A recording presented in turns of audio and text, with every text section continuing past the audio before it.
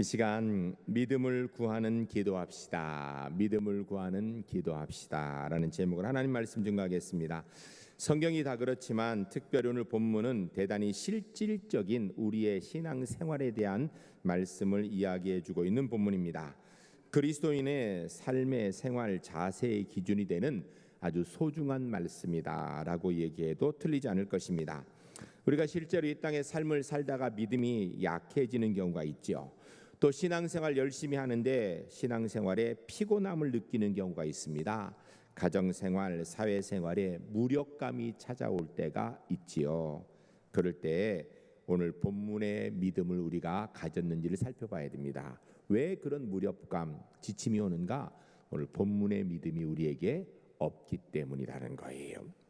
하나님의 일을 하겠다라는 좋은 뜻으로 시작했는데 시작하면서 점점 가면서 실망도 하고 낙심도 하고 좌절도 합니다. 주의 일을 하는데 왜 이런 일이 있을까요? 이유는 오늘 본문이 말씀하고 있는 믿음을 가지지 못했기 때문이라는 것입니다. 오늘 본문 말씀 우리가 평상시에 많이 듣던 말씀은 아닙니다.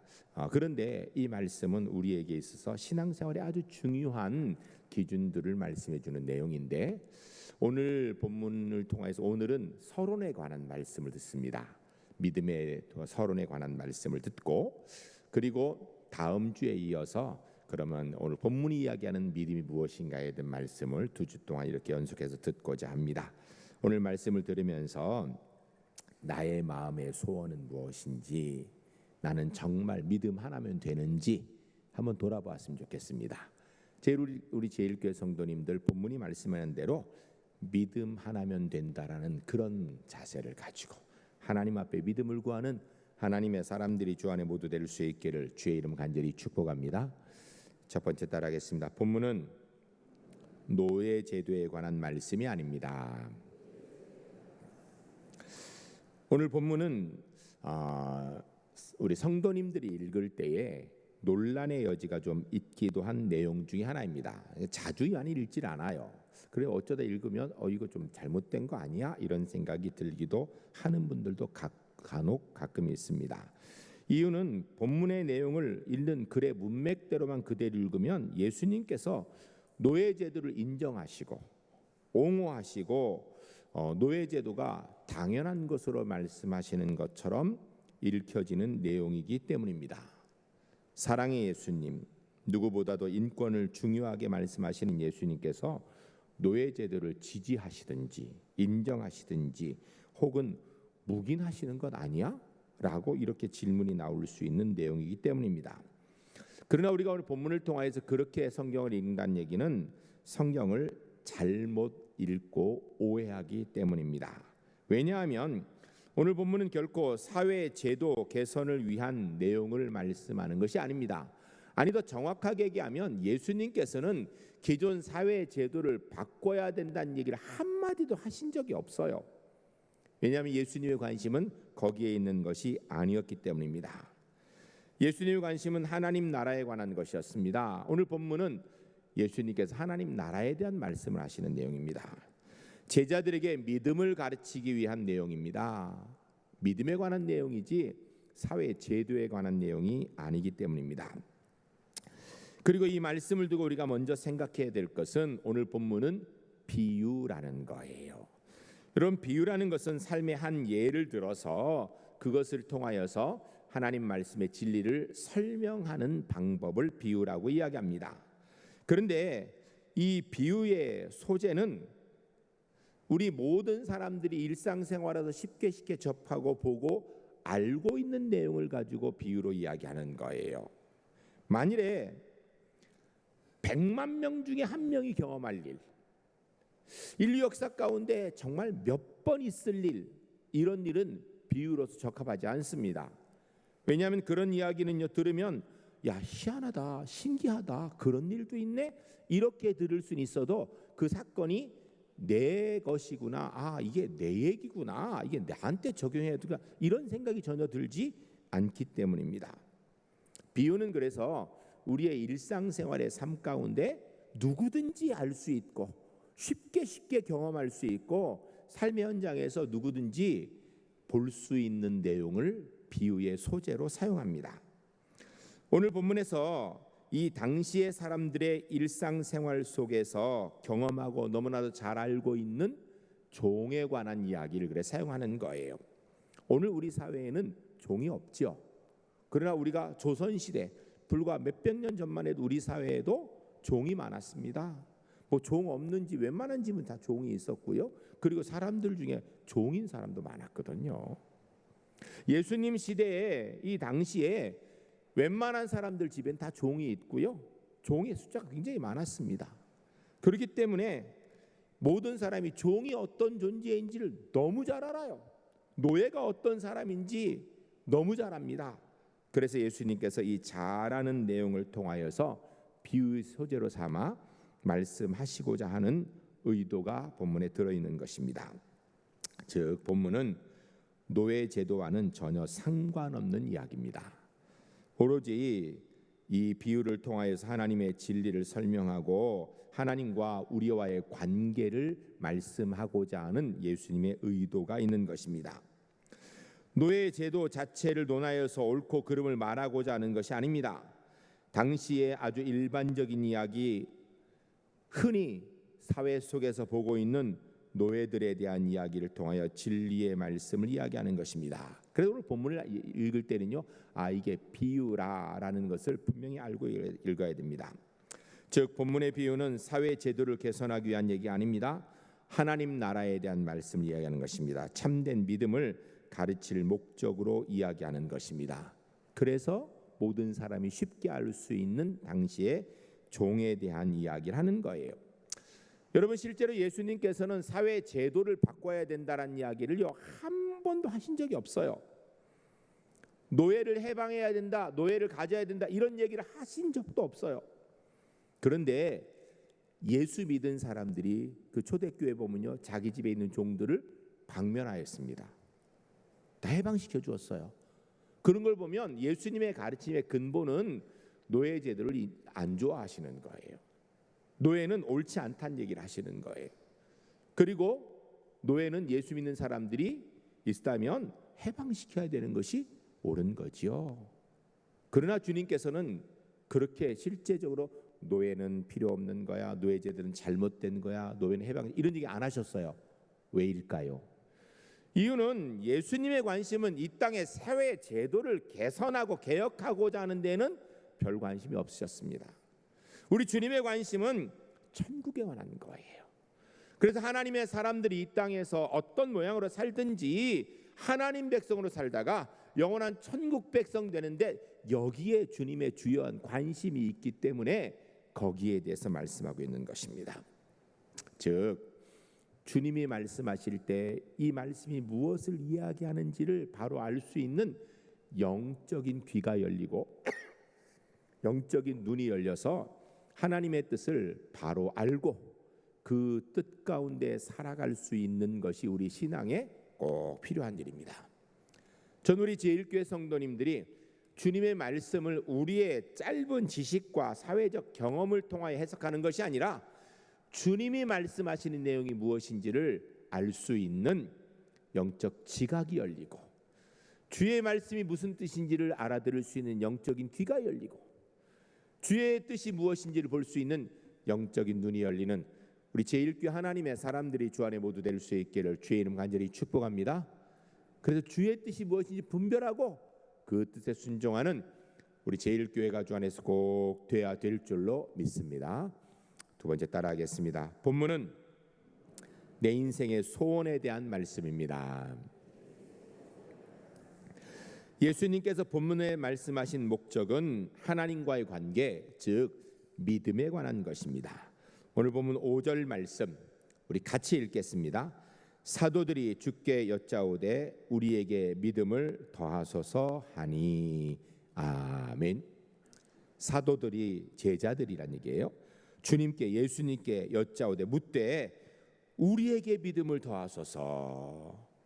우리에게 믿음을 주십시오. 우리 믿음이 있었으면 좋겠습니다. 이 얘기를 하고 있는 거예요. 왜? 그게 가장 중요하니까. 믿음을 더하소서 이야기는 진정한 믿음이 있으려면, 믿음이 자라려면, 믿음이 점점 온전해지려면 이런 마음의 자세가 있어야 된다. 이걸 설명하고 있는 거예요. 제자들이 우리에게 믿음을 더하소서 하니까 주님께서 그래? 진짜 믿음이 있으려면 너희가 이런 삶의 자세, 이런 마음을 가져야 된다라는 것을 말씀해 주고 있는 내용이 오늘 본문입니다. 제자들이 믿음의 소중함을 알았다라는 이야기는요, 제자들이 이미 상당한 수준에 올라와 있다라고 얘기해도 틀리지 않습니다. 왜냐하면 제자들이 주님께 구하는 게 믿음을 구한다. 이건 대단한 거예요. 구약성경 열왕기상 3장에 보면 솔로몬이 하나님께 1000번제를 드리고 지혜를 구하는 내용이 나옵니다. 그가 기브온 산당에서 1000번제를 드렸습니다. 그럴 때 솔로몬의 꿈에 하나님이 나타나서 하신 말씀이 열왕기상 3장 4절 5절에 기록되어 있습니다. 우리 함께 읽도록 하겠습니다. 이에 왕이 제사하러 기브온에 가니 거기는 산당이 큼이라. 솔로몬이 그 제단에 1000번제를 드렸더니 기브온에서 밤에 여호와께서 솔로몬의 꿈에 나타나시니라. 하나님이 이르시되 내가 네게 무엇을 줄고 너는 구하라. 아멘. 솔로몬이 왕이 된 다음에 기브온에 올라가서 거기서 1000번제를 드렸습니다. 그런데 그날 밤에 꿈에 하나님께 솔로몬에게 나타나셔서 너 내게 무엇을 구하냐? 그거 구하면 내가 너한테 주겠다. 구해라 라고 이렇게 말씀하시는 거예요. 그럴 때 하나님 앞에 솔로몬이 무엇을 구했는가?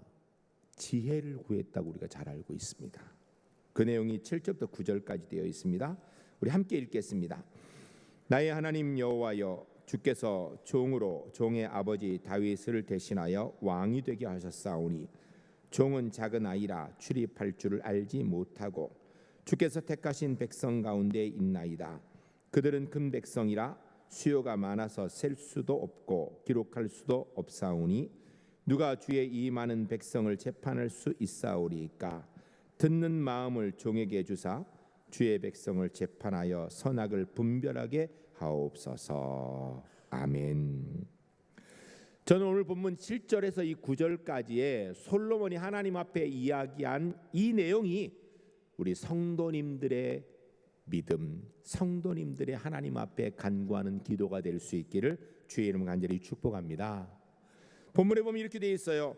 나의 여호와여, 주께서 종으로 종의 아버지 다윗을 대신하여 왕이 되게 하셨사오니 라고 얘기합니다. 솔로몬이 자기가 왕이 된 것은 나는 왕 가문에 태어난 다윗의 자손이기 때문에, 우리 아버지가 다윗이기 때문에 내가 왕이야 이렇게 얘기하지 않았어요. 나는 똑똑하고 지혜 있어서 자격을 갖추어서 내가 왕이 된 것이야 라고 얘기하지 않았어요. 본문이 뭐라고 얘기하냐면 하나님께서 나로 왕이 되게 하셨나이다 라고 이렇게 얘기합니다. 여러분, 우리는 솔로몬이 하나님 앞에 지혜 구한 것만 귀한 줄 아는데요, 이 자세가 있으니까 지혜를 구한 거예요. 우리가 이 땅에서 애쓰고 노력하여 무언가 이루었을 때 내가 노력해서 내가 잘내서 이거 한 거야 라는 자세는요, 신앙인으로 옳지 않습니다. 내가 분명히 피땀 흘리고 밤잠 안 자고 노력했지만 하나님께서 내게 지금 이 은혜를 주셨습니다라고 고백하는 것, 이게 믿음입니다. 이게 믿음이에요. 이런 믿음이 우리 울산제일교회 하나님의 사람들에게 있으시기를 주의 이름 간절히 축복합니다. 솔로몬은 자기 스스로를 어떻게 생각하는가? 종은 작은 아이라 출입할 줄을 알지 못하고 백성은 수가 많아 셀 수가 없어서 내가 백성들을 제대로 재판할 수가 없습니다. 이렇게 얘기해요. 여러분, 솔로몬이 작은 아이 아닙니다. 솔로몬이 왕이 되는 건요, 그냥 된 게 아니에요. 아도니아를 물리치고 된 거예요. 성경에 보면요, 그 형이, 큰 형이 먼저 왕이 되려고 그랬어요. 그를 물리치고 그리고 왕이 된 거예요. 그럼에도 불구하고 스스로 하나님 앞에 어떻게 여기는가? 종은 작은 아이입니다. 출입할 줄 모릅니다. 근데 백성은 커서 이 많은 백성 내가 제대로 판단하여서 재판할 수 있는 능력이 없습니다. 겸손이죠. 신앙생활의 모습에 가장 나쁜 게 교만입니다. 성경이 이야기합니다. 교만은 패망의 선봉에 넘어짐의 앞잠이라고. 정상적인 신앙생활을 갖는 사람 어떤 모습인가? 하나님, 저는 아무것도 아닙니다. 주의 은혜로 구원받았고 주의 은혜로 지금 이 자리에 있고 주의 은혜로 주의 일을 합니다. 이 고백이 있는 사람이 정상입니다. 이게 신앙의 겸손이에요. 전 우리 제일교회 성도님이 이 솔로몬에 가진 이 겸손의 고백이 나의 고백이 되도록 주님 앞에 겸손히 서는 하나님의 사람들이 주 안에 모두 될 수 있기를 주의 이름 간절히 축복합니다. 우리가 많은 사람들이 쉽게 이야기하기를 솔로몬이 하나님 앞에 지혜를 구했다고 얘기하는데요, 정확히 오늘 본문을 보면 이렇게 돼 있어요. 듣는 마음을 종에게 주사 주의 백성을 재판하여 선악을 분별하게 하옵소서. 솔로몬이 실제로 구한 게 뭔가? 듣는 마음이에요. 여러분, 왕이 말을 잘해야 됩니까? 잘 들을 수 있어야 됩니까? 많은 사람들이 생각할 때 솔로몬이 재판을 잘해서 말을 잘해서, 그러기 위해서는요, 잘 들을 수 있는 귀가 필요한 거예요. 그래서 솔로몬이 하나님 앞에 듣는 마음을 주사. 여러분, 신앙생활도요, 듣는 마음이 있어야 됩니다. 하나님의 말씀이 폭포수까지 쏟아져도 듣는 마음이 없으면요, 들을 수 없습니다. 우리 제일교회 성도님들에게 하나님께서 듣는 마음을 주사 주의 뜻을 분별하여 들을 수 있는 은혜가 있으시기를 주의 이름 간절히 축복합니다. 이렇게 솔로몬이 이것을 구하니까 하나님께서 솔로몬에게 기뻐서 모든 것을 주시겠다고 하시는 말씀이 10절부터 14절까지 기록되어 있어요. 우리가 함께 읽겠습니다. 솔로몬이 이것을 구하매 그 말씀이 주의 마음에 든지라. 이에 하나님이 그에게 이르시되 내가 이것을 구하노라. 자기를 위하여 장수를 구하지도 아니하며 부도 구하지 아니하며 자기의 원수의 생명을 멸하기도 구하지 아니하고 오직 송사를 듣고 분별하는 지혜를 구하였으니 내가 내 말대로 하여 내게 지혜롭고 총명한 마음을 주노니 내 앞에서도 너와 같은 자가 없었거니와 내 뒤에도 너와 같은 자가 일어남이 없으리라. 내가 또 내게 구하지 아니한 부귀와 영광도 내게 주노니 내 평생의 왕들 중에 너와 같은 자가 없을 것이라. 아멘. 솔로몬이 듣는 마음을 구하는 것을 하나님 들으시고 하나님께서 마음에 들었다 해서 솔로몬의 그 얘기가 마음에 들어서 하나님께서 그래 자기를 위하여서 부도 구하지 아니하고 장수도 구하지 아니하고 자기 원수의 생명도 구하지 아니하고 듣는 마음을 구하여서 지혜롭게 재판할 수 있는 그것을 원하니 내가 너를 지혜롭고 총명하게 하리라. 그리고 네가 구하지 아니한 부귀와 영광도 내게 주어서 내 평생의 왕들 중에 너 같은 사람이 없게 할 것이다 라고 하나님께서 복을 주시기로 약속하셨어요. 여러분, 그런데 우리가 여기서 한 가지 알아야 될 게 있습니다. 우린 주교 여기까지만 읽어요. 하나님 앞에 지혜를 구하니까 하나님께서 지혜도 주시고 부귀도 주시고 영광도 주시고 이런 많은 거 주셨는데 그럼 그것 가지고 뭐 하라는 건가? 왕으로 잘 살라라는 건가? 그것 가지고 해야 될 일을 하나님께서 말씀하셨습니다. 그 14절이에요. 같이 읽겠습니다. 내가 만일 내 아버지 다윗의 행함 같이 내 길로 행하며 내 법도와 명령을 지키면 내가 또 내 날을 길게 하리라. 아멘. 하나님께서 솔로몬에게 너 지혜를 구하였느냐? 너에게 지혜를 주겠다. 뿐만 아니라 부귀 영화도 장수도 많은 것도 주는데 그것 가지고 뭐 해야 되는 줄 아느냐? 너 아버지 다윗의 길처럼 하나님을 잘 섬기는 사람이 되라. 그러면 그 복이 네게 진짜 복이 될 것이 이렇게 얘기하는 거예요. 그런데 우린 잘 알죠. 안타깝게 솔로몬이 하나님 주신 지혜를 가지고 판단은 잘했어요. 그런데 하나님 잘 섬기는 걸 끝까지 하지 못했습니다. 실패했죠. 여러분, 우리 하나님께 은혜 받는 것도 중요하지만 그 받은 은혜를 가지고 하나님을 잘 섬기는 것, 이게 너무너무 중요한 일입니다. 다시 원점으로 돌아와서 지혜를 구한 솔로몬에게 하나님께서 전무후무한 부와 영광 주셨어요. 여러분, 하나님께서 솔로몬에게 나타나신 것처럼 오늘 우리에게 나타나셔서 내가 너한테 뭐 해줄까? 말해라. 말하면 다 들어줄게 라고 말씀하신다면 여러분 무엇 구하시겠습니까? 아마 하나님께서 지금 빨리 얘기해봐라 라고 얘기하면 그럴 거예요. 하나님 잠깐만요. 시간을 일주일은 주셔야죠. 하나님 또 언제 얘기해? 평생 이거 한번 올까 말까 얘기했는데 그냥 대충 얘기하면 되나요? 제가 일주일 동안 고민한 다음에 그 다음에 얘기할게. 이러지 않겠어요? 여러분, 사실은요, 하나님 앞에 있는 것 바로 나오지 않는다면, 하나님께서 뭐 줄까, 저 이거 필요합니다 말하지 않는다면요, 진짜 그거 내 소원 아닙니다. 고민해서 나오는 소원은요, 엄밀히 하면 내 소원 아닙니다. 솔로몬은 하나님께서 너 무엇을 구하냐? 구하는 것 줄게. 그러니까 지혜를 주십시오 그랬어요. 오늘 본문의 제자들은 주님 앞에서 믿음을 더하여 주시옵소서라고 구하고 있습니다. 여러분, 하나님 앞에 하나님이 무엇 줄까 할 때 뭐라고 소원을 말씀하시겠습니까? 우리의 소원은 사실은 굉장히 복잡합니다. 깁니다. 할 말이 많습니다. 정확하게 얘기하면 내가 뭘 원하는지 잘 모르고 있는 거예요. 뭐가 진짜 내게 필요한지 잘 모르고 있기 때문에 이것도 필요하고 저것도 필요하고 이러는 것입니다. 진실한 소원은 사실은 하나밖에 없는 거지요. 솔로몬은 지혜를 구했습니다. 오늘 본문의 제자들은 믿음을 구했습니다. 여러분은 하나님 앞에 무엇을 구하시겠습니까? 전 우리 제일교회 성도님들이 하나님께서 만일 나타나셔서 내가 너에게 무엇 줄까라고 얘기하시면 오늘 본문의 제자처럼 믿음을 주시옵소서 라고 구하는 하나님의 사람들이 주 안에서 꼭 될 수 있기를 주의 이름 간절히 축복합니다. 왜요? 믿음이 제일 중요하기 때문이에요. 세 번째 따라해서 본문은 믿음을 구하는 기도하라 말씀하십니다. 오늘 본문에 보면 제자들이 믿음을 구하고 있습니다.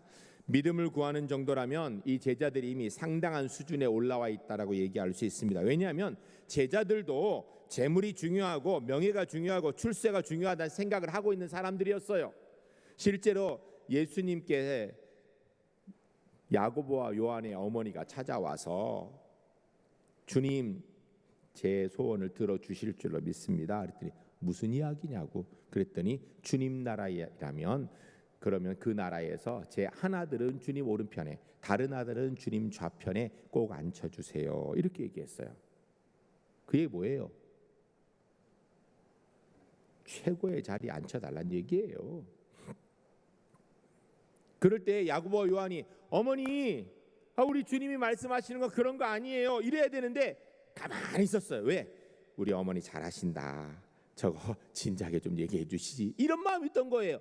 한마디로 얘기하면 세상의 부귀영화에 대한 욕심이 가득했다는 이야기예요. 그러면 그때 다른 열 제자들이 아이고 어머니 그런 거 아니에요. 우리 주님 나라는 그런 거 아니에요 라고 얘기해야 되는데 다들 화가 났어요. 저 둘이 오른쪽 왼쪽에 앉으면 우리 자리는 어딘데? 쉽게 얘기하면 부귀영화에서 우리는 밀리는 거 아니야? 이 생각을 가지고 불편해했다는 얘기입니다. 그런 제자들이 주님을 3년 동안 따라다니면서 서당께 3년인 풍거를 읊는다 그랬는지 뭔가 배운 게 있는 거예요. 그래서 주님 앞에 구하기를 주님 부자 되게 해주세요. 좋은 직장 주세요. 이거 안 하고요. 믿음을 주시옵소서라고 이야기하는 거예요. 사실은 이때만 해도 제자들이 믿음이 무엇인지 잘 모르고 있습니다. 그럼에도 불구하고 믿음이 제일이구나, 제일 중요하다는 것은 최소한 알고 있었다라는 것입니다. 예수님을 따라다녀 보니까 뭐 다른 것보다 믿음이 제일 중요하더라는 거예요. 요한복음 11장 43절 우리 같이 읽겠습니다.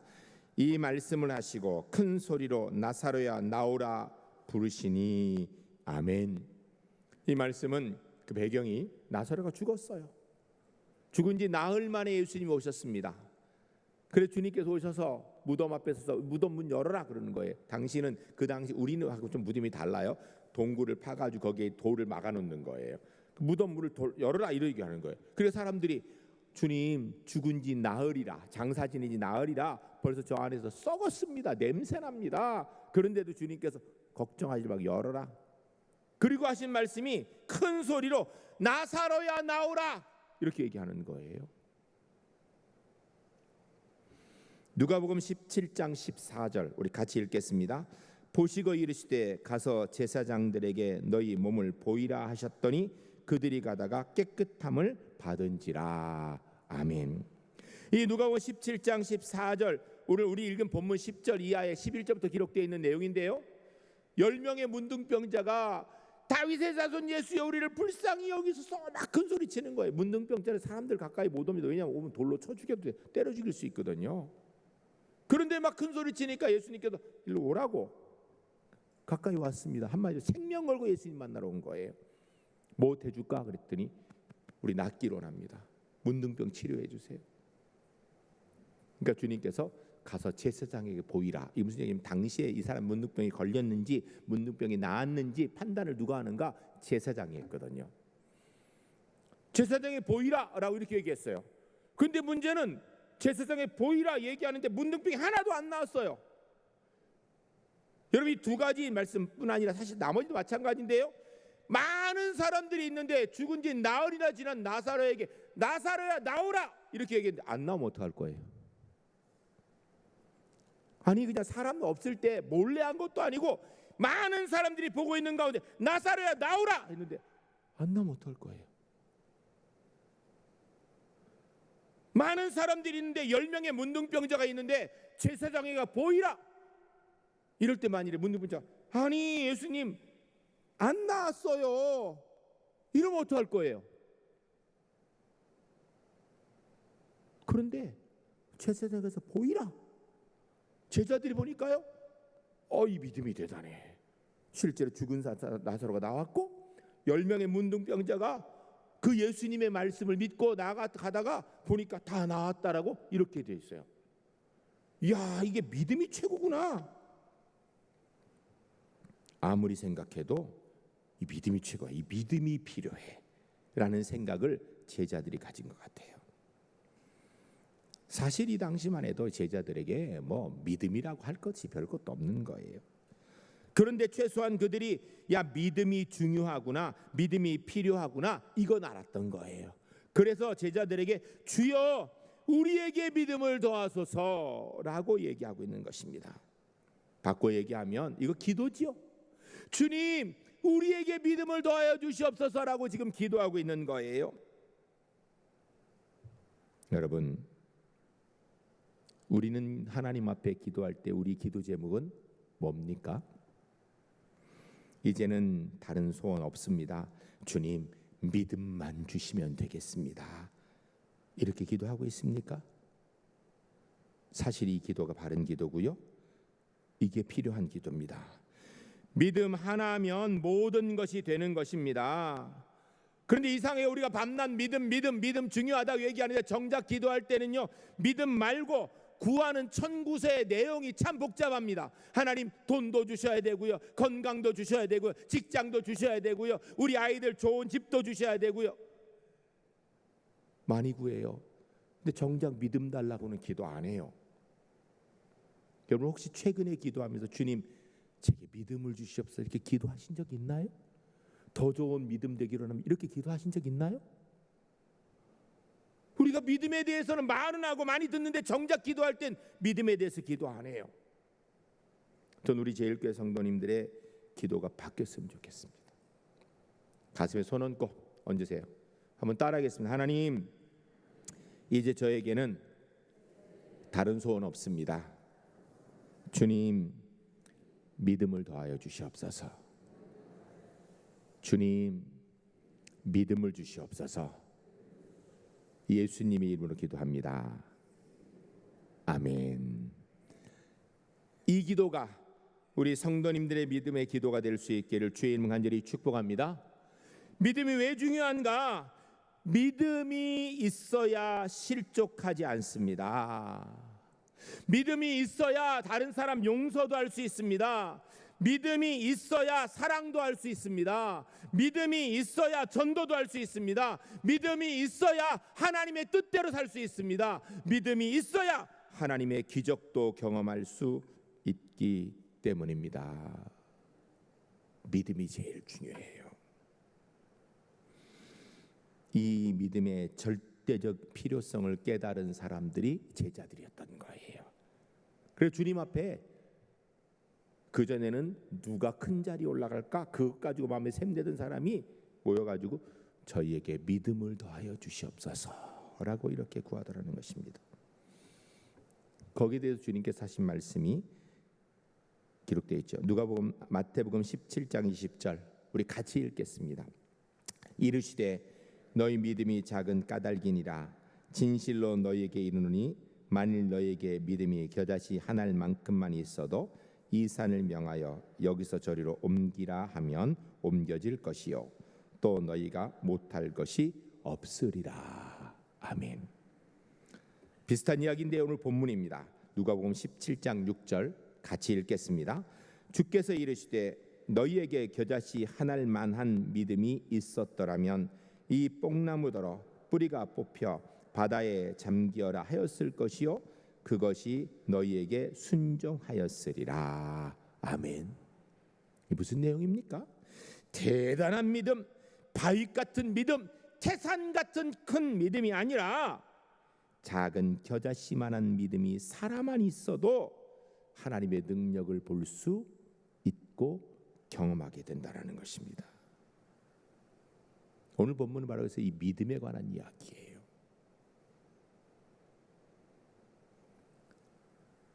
그러면 이 믿음을 갖기 위해서는 우리가 어떤 신앙의 자세를 가져야 되는가? 종의 신앙 자세를 가져야 된다는 게 오늘 본문의 전적인 뒤의 내용이에요. 물론 하나님께서 우리를 늘 종이라고 얘기하지는 않으셨어요. 요한복음 15장에 보면 제자들을 향하여서 우리 주님께서 내 친구라 이렇게 얘기했습니다. 그런데 예수님이 제자들을 내 친구라 했다고 제자들이 예수님은 내 친구에 이렇게 얘기하면 돼야 안 돼요? 안 됩니다. 근데 우리는 찬양을 어떻게 예수 내 친구 이렇게 찬양해요. 사실은 그 신학적으로 별로 좋은 거 아닙니다. 주님께서 우리를 친구라고 말씀하십니다. 그러나 우리는 주 앞에 어떤 자세를 가져야 되는가? 나는 주 앞에 종입니다. 종의 의식과 종의 자세를 가져야 됩니다. 본문에 보면 무익한 종입니다. 종도 쓸만한 종이 아니라 무익한 종입니다. 이 신앙의 자세가 있어야 믿음이 제대로 자란다는 거예요. 전 우리 제1교회 성도님 주님 앞에서 언제나 이 종의 의식, 종의 신앙 자세를 갖는 하나님의 사람들이 주 안에서 꼭 될 수 있기를 주의 이름으로 간절히 축복합니다. 그럼 종의 믿음이란 무엇인가? 다음 주에 이어서 말씀을 듣도록 하겠습니다. 이 시간 함께 기도하겠습니다. 기도할 때 하나님 믿음을 주시옵소서. 이제 다른 소원 기도하지 않겠습니다. 믿음을 주시옵소서. 믿음을 가지고 주의 뜻을 이루는 하나님의 사람 되게 하옵소서. 제 영안을 열어주셔서 주님이 우리에게 말씀하신 믿음이 뭔지 알게 하시고 영적 이기가 열려서 하나님의 음성이 들려서 믿음이 무엇인지를 알게 하여 주시옵소서. 믿음을 주시옵소서. 이 시간 함께 기도하겠습니다.